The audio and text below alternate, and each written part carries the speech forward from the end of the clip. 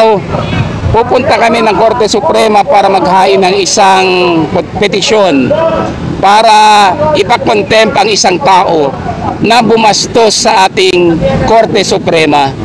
Ito po ay magsisilbing halimbawa ng aming sinabi, particularly ang aming grupo ni Atty. Luna, Atty. Topacio, Atty. Jing Paras, Atty. Tolentino, na hindi namin papayagan na durugin nila, bastusin nila ang aming mahal na Korte Suprema.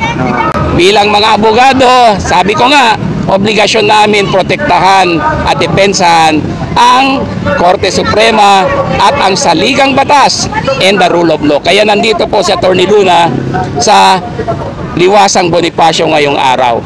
Ako po ay isa sa mga sumusuporta dito sa rally sa Freedom Park ng Andres Bonifacio sa Manila dahil bilang officer of the court at abogado, isa pong obligasyon namin na ipagtanggol ang hustisya at ang Korte Suprema at mga hukuman.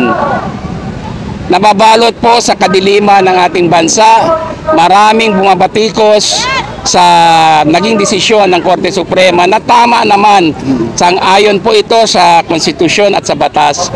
So, ang aming obligasyon ay hindi lamang ipaliwanag ang desisyon sa mga mamayan, kundi harangin ang mga kumakalaban sa Korte Suprema.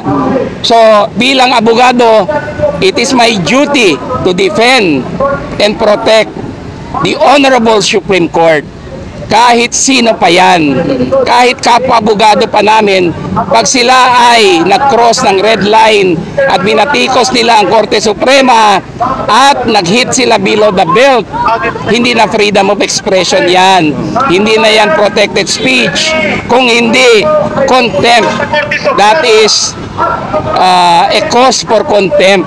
To Representative Sendanya, maling-mali siya. Yung mga binibitawan niyang salita, irresponsable at contumacious.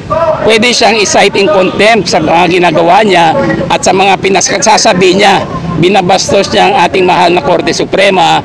Well, makakaasa tayo na magkakaroon ng aksyon hinggil dyan sa susunod na mga araw. Hindi natin papayagan yan. So, kahit lawmaker po si Akbayan Representative Sendanya, dapat responsable po siya sa kanyang mga pahayag. Hindi siya pwede mag-hit below the belt at ganunin ang ating Korte Suprema. Hindi nga siya abogado. So, hindi ko alam kung ano ba yung pinagsasabi niya. Hindi siya nagbasa ng desisyon, o nagbasa man siguro siya, hindi siya nakakaintindi ng tamang pagbasa at ang desisyon.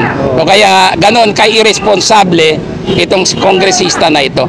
So, Sendanya, mag-ingat-ingat ka because yung mga binibitawang mong salita will be a cause for your contempt kung merong mag-file ng petition to cite you in contempt of court.